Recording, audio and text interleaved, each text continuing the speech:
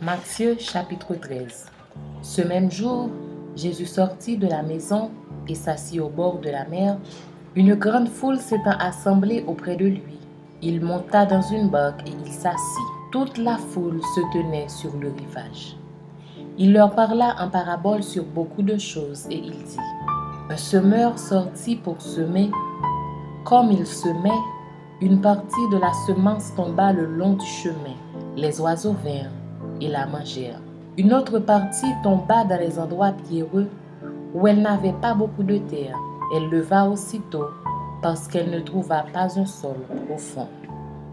Mais quand le sol parut, elle fut brûlée et sécha, faute de racines. Une autre partie tomba parmi les épines. Les épines montèrent et l'étouffèrent. Une autre partie tomba dans la bonne terre. Elle donna du fruit, un grain 100, un autre 60, un autre 30. Que celui qui a des oreilles pour entendre, entende. Les disciples s'approchèrent et lui dirent: Pourquoi le parles-tu en parabole? Jésus leur répondit: Parce qu'il vous a été donné de connaître les mystères du royaume des cieux, et que cela ne leur a pas été donné. Car on donnera à celui qui a, et il sera dans l'abondance. Mais à celui qui n'a pas, on ôtera même ce qu'il a. C'est pourquoi je leur parle en parabole. Parce qu'en voyant, ils ne voient point, et qu'en entendant, ils n'entendent ni ne comprennent. Et pour eux s'accomplit cette prophétie d'Isaïe: Vous entendrez de vos oreilles, et vous ne comprendrez point.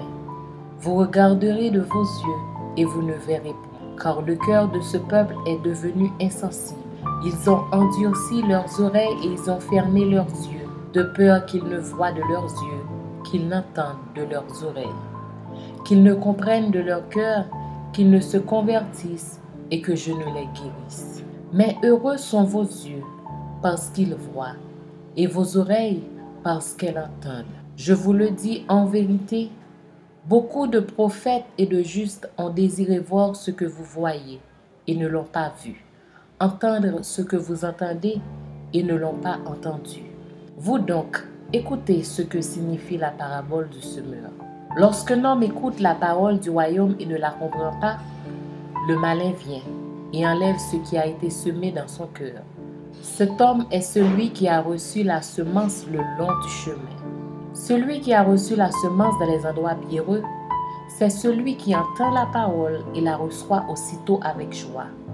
Mais il n'a pas de racine en lui-même, il manque de persistance, et dès que survient une tribulation ou une persécution à cause de la parole, il y trouve une occasion de chute.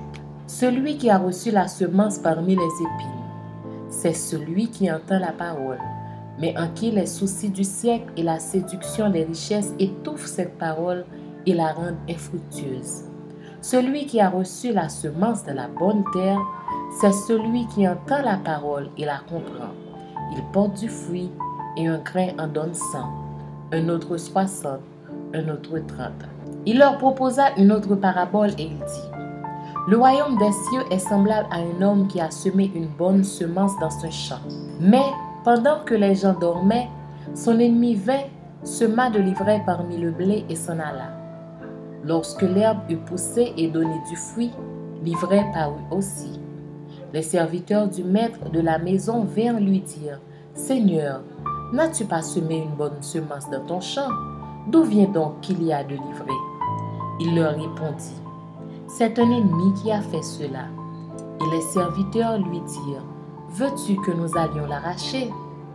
Non, dit-il, de peur qu'en arrachant l'ivraie, vous ne déraciniez en même temps le blé. Laissez croître ensemble l'un et l'autre jusqu'à la moisson. Et à l'époque de la moisson, je dirai au moissonneur: Arrachez d'abord l'ivraie et liez-la en gerbe pour la brûler, mais amassez le blé dans mon grenier. Il leur proposa une autre parabole et il dit: Le royaume des cieux est semblable à un grain de sénévé qu'un homme a pris et semé dans son champ.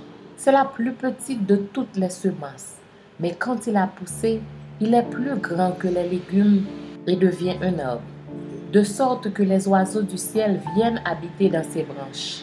Il leur dit cette autre parabole: Le royaume des cieux est semblable à du levain qu'une femme a pris et mis dans 3 mesures de farine, jusqu'à ce que la pâte soit toute levée.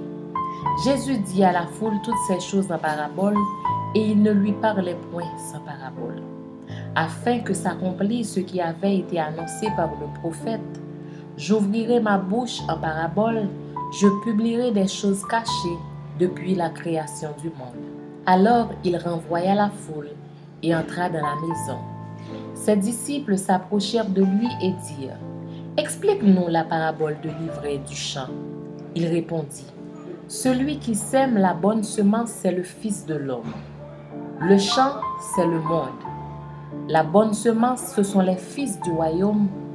L'ivraie, ce sont les fils du malin. L'ennemi qui l'a semé, c'est le diable.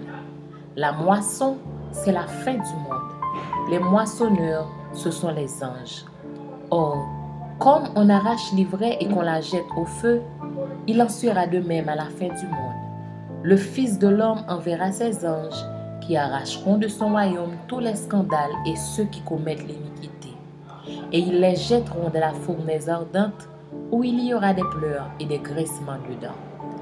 Alors les Juifs resplendiront comme le soleil dans le royaume de leur Père. Que celui qui a des oreilles pour entendre. Le royaume des cieux est encore semblable à un trésor caché dans un champ. L'homme qui l'a trouvé le cache, et dans sa joie, il va vendre tout ce qu'il a et achète ce champ. Le royaume des cieux est encore semblable à un marchand qui cherche de belles perles.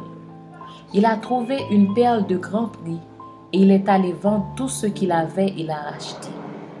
Le royaume des cieux est encore semblable à un filet jeté dans la mer et ramassant des poissons de toute espèce. Quand il est rempli, les pêcheurs le tirent et, après s'être assis sur le rivage, ils mettent dans des vases ce qui est bon et ils jettent ce qui est mauvais. Il en sera de même à la fin du monde. Les anges viendront séparer les méchants d'avec les justes et ils les jetteront de la fournaise ardente où il y aura des pleurs et des grincements de dents. Avez-vous compris toutes ces choses? Oui, répondirent-ils. Et il leur dit: C'est pourquoi tout scribe instruit de ceux qui regardent le royaume des cieux est semblable à un maître de maison qui tire de son trésor des choses nouvelles et des choses anciennes. Lorsque Jésus eut achevé ses paraboles, il partit de là. S'étant rendu dans sa patrie, il enseignait dans la synagogue, de sorte que ceux qui l'entendirent étaient étonnés et disaient: D'où lui viennent cette sagesse et ces miracles? N'est-ce pas le fils du charpentier? N'est-ce pas Marie qui est sa mère? Jacques, Joseph, Simon et Jude, ne sont-ils pas ses frères? Et ses sœurs ne sont-elles pas toutes parmi nous? D'où lui viennent donc toutes ces choses?